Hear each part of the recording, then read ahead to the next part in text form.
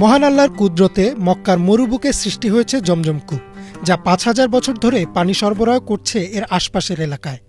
৫,০০০ বছরে কত কোটি কোটি লিটার পানি যে উত্তোলন করা হয়েছে তার হিসাব আল্লাহ ভালো জানেন। কিন্তু এর পরেও এতটুকু নিচে নামেনি পানির স্তর।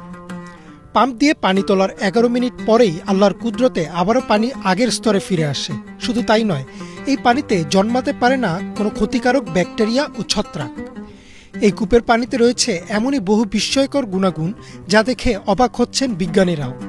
কিভাবে সৃষ্টি হলো এই জমজম কূপ, কি আছে এর পানিতে, চলুন জেনে নেই জমজম কূপের আদ্যোপান্ত। জমজম কূপের সৃষ্টির সাথে জড়িয়ে আছে মহান আল্লাহর প্রতি অগাধ বিশ্বাস আর ভালোবাসা। আল্লাহ ইব্রাহিম আলাইহিসসালামকে নির্দেশ দিলেন তার স্ত্রী হাজেরা ও সদ্য জন্ম নেয়া শিশু ইসমাইল আলাইহিসসালামকে মক্কার মরুভূমিতে রেখে আসতে।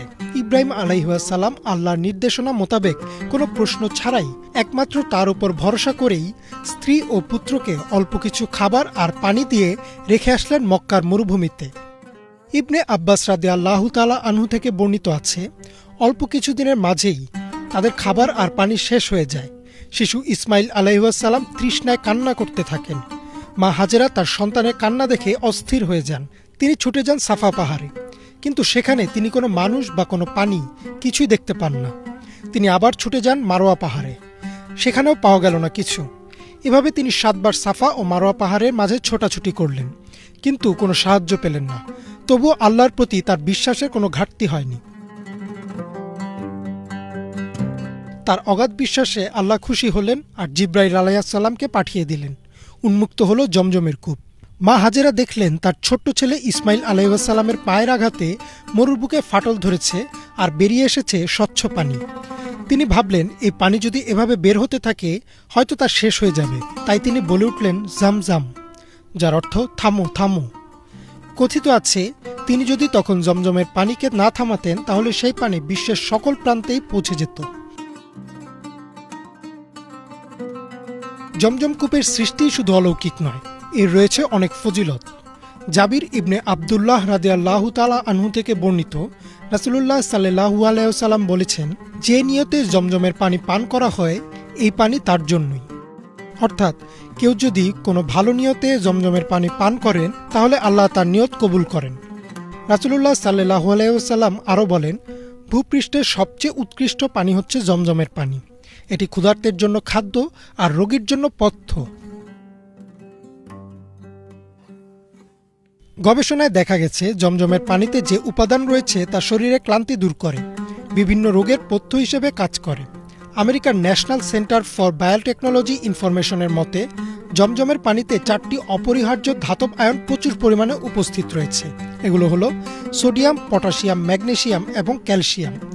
এছাড়াও জমজমের পানিতে 7টি ট্রেস মেটাল আয়ন পাওয়া যায়, যার মধ্যে রয়েছে ভ্যানোডিয়াম, ম্যাঙ্গানিজ, আয়রন, কোবাল্ট, তামা, জিঙ্ক এবং মলিবডেনিয়াম।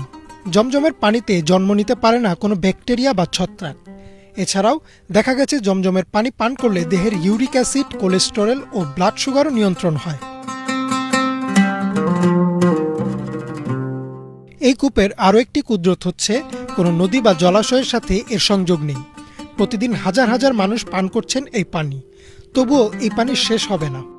পানি উত্তোলনের জন্য সৌদি বাদশাহ আবদুল্লাহ বিন আব্দুল আজিজ ২০১৩ সালে জমজম ওয়াটার প্রজেক্ট নির্মাণ করেন। এই প্রজেক্টে প্রতিদিন পাম্পের সাহায্যে পানি তোলা হয় আর সেই পানি বোতলজাত করে বিনামূল্যে বিতরণ করা হয়। তবে অলৌকিক বিষয় হচ্ছে সারাদিন হাজার হাজার লিটার পানি উত্তোলনের পরেও 11 মিনিট পাম্প বন্ধ রাখলেই আবার পানি পৌঁছে যায় আগের উচ্চতায়। সম্প্রতি মাসারু এমাটো নামে জাপানি এক গবেষকের গবেষণায় দেখা গেছে যে পৃথিবীর অন্য যে কোনো পানির চেয়ে জমজমের পানি 1000 গুণ বিশুদ্ধ। শুধু তাই নয়, পৃথিবীর অন্য কোনো পানির 1000 ফোঁটার মাঝে 1 ফোঁটা জমজমের পানি দিলে সেই পানিকেও বিশুদ্ধ করে দেয় জমজমের পানি। অর্থাৎ বৈজ্ঞানিকভাবেও প্রতিনিয়ত প্রমাণ হচ্ছে মহান আল্লাহর কুদরত। ইমরান মাহমুদ, বাংলা ভিশন।